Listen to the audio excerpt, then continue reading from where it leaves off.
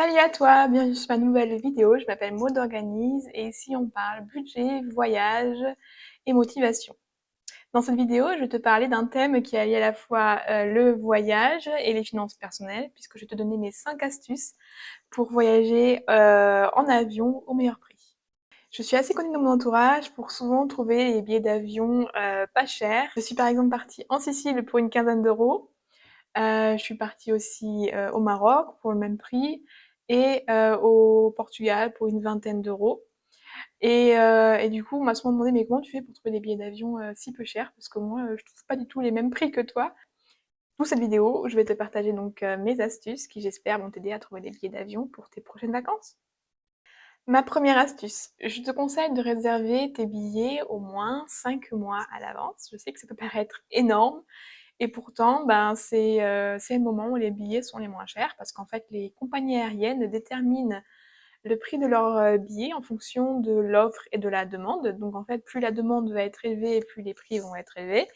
Et sachant que la plupart des gens prennent leur billet d'avion peut-être 3 mois à l'avance, je dirais, en étant sur le site à réserver 5 mois à l'avance, tu vas avoir des tarifs plus intéressants que 3 mois à l'avance. Et puis en plus de ça, je pense que ça fait partie aussi de l'organisation, la planification, d'avoir voilà, une vision long terme aussi de son année, de ce qu'on va faire.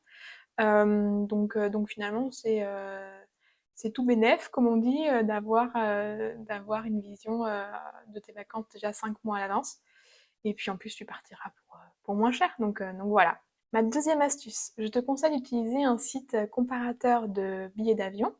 Moi, j'utilise Skyscanner. Je le trouve très bien parce qu'en fait, il y a un code couleur qui t'aide à visualiser les jours de départ et de retour les moins chers. Donc en fait, tu as des jours verts, des jours orange et des jours rouges. Le but, c'est évidemment de trouver un aller et un retour vert, puisque ce sont les tarifs les moins chers. Je te mettrai le lien de Skyscanner en dessous de cette vidéo si ça t'intéresse. Troisième astuce, je te conseille d'utiliser un site de cashback. Donc le cashback, c'est quoi? En fait, c'est une application ou un site qui te permet de récupérer en remboursement un pourcentage de ton billet d'avion. Donc il y a notamment le site Igral, que j'ai découvert il n'y a pas longtemps, qui est très très bien, et qui propose des cashbacks sur certaines compagnies aériennes. Donc j'ai vu qu'il y avait notamment French Bee, qui est la compagnie aérienne qui va à La Réunion. Du coup, si tu penses aller à La Réunion ou si tu réfléchis où aller toutes tes prochaines vacances, bah, peut-être regarde French Bee parce qu'ils ont des vols très sympas, des destinations très sympas et tu auras une possibilité de récupérer du cashback. Je te mettrai d'ailleurs le lien de Igral sous cette vidéo, comme ça tu pourras vérifier si tu connais pas de quoi il s'agit. Ma quatrième astuce, je te conseille de bien réfléchir à la période où tu voyages.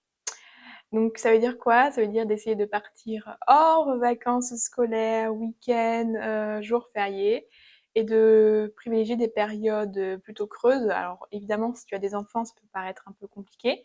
Dans ce cas-là, si tu as des enfants, je dirais qu'il faudrait que tu décales peut-être ton départ d'un jour, donc partir le jeudi plutôt qu'un vendredi, ça peut être une bonne petite technique pour économiser un peu d'argent, ou un lundi plutôt qu'un dimanche, parce que bah, voilà, les périodes les plus chères, ça va être le vendredi, samedi, dimanche, et là tout le monde veut partir en vacances, donc en décalant juste d'un jour, tu vas quand même pouvoir partir avec tes enfants pendant les vacances scolaires, mais peut-être avec un tarif un peu plus intéressant.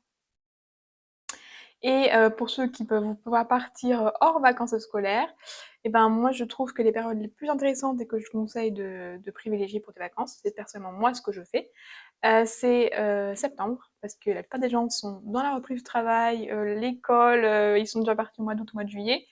Donc du coup, bah, il y a plus personne qui part en vacances et c'est beaucoup moins cher. C'est aussi beaucoup moins blindé de monde si tu pars dans des destinations touristiques. Donc pour moi, j'adore. Et puis sinon, tu as aussi, je pense, fin novembre, parce que là, les gens sont plutôt dans le fait de préparer Noël, ils ont beaucoup de dépenses par rapport bah, à Noël, justement. Et beaucoup moins de gens partent en vacances à ce moment-là. Et aussi, troisième période intéressante que tu peux vérifier, c'est après les fêtes de fin d'année. Donc je dirais la deuxième semaine de janvier. Là aussi, c'est souvent une période creuse où les gens ne partent pas et où tu vas pouvoir trouver des billets pas chers. Ma 5e et dernière astuce, je te conseille de prendre des billets d'avion avec une escale, si c'est moins cher, et si l'escale se fait, sous 2 conditions: que tu restes dans le même aéroport, ne prends pas une escale où il faut que tu changes d'aéroport parce que c'est la galère, tu vas dépenser des sous en navette, taxi ou je ne sais quoi. Tu vas en plus être très stressé parce que tu vas te dire: «Oh là là, si j'arrive en retard, je vais louper mon avion» et ça peut arriver. Et du coup, bah, tu auras voulu économiser de l'argent et au final, tu vas en dépenser beaucoup plus. Et aussi, donc une fois que tu t'es assuré que l'escale n'implique pas de changer d'aéroport, je te conseille de vérifier que l'escale ne fait pas plus de 4 heures, parce qu'honnêtement, au-delà, déjà au niveau psychologique, tu vas être fatigué, tu vas en avoir marre, et au niveau du porte-monnaie, tu vas acheter des cafés, des sandwichs au duty free. Si c'est des escales qui durent vraiment très longtemps, éventuellement tu vas devoir dormir sur place, ce qui est très cher. Donc je dirais que maximum 4 heures pour une escale en restant dans le même aéroport. Et des fois, ça fait des différences de plusieurs centaines d'euros, donc ça peut quand même être intéressant de faire ce compromis-là pour quand même partir en voyage. J'espère que cette vidéo t'a aidé. N'oublie pas de liker ma vidéo, de t'abonner à ma chaîne si ce n'est pas déjà fait. Et puis, n'oublie pas que voyager, c'est un enrichissement personnel, et que même si sur le coup, tu as l'impression que ça fait juste un trou dans ton budget, tu vas quand même en revenir enrichi. Je pense que quand on fait attention à ses finances, faut pas oublier de vivre. Voilà, l'argent, c'est pas une fin en soi, c'est un moyen.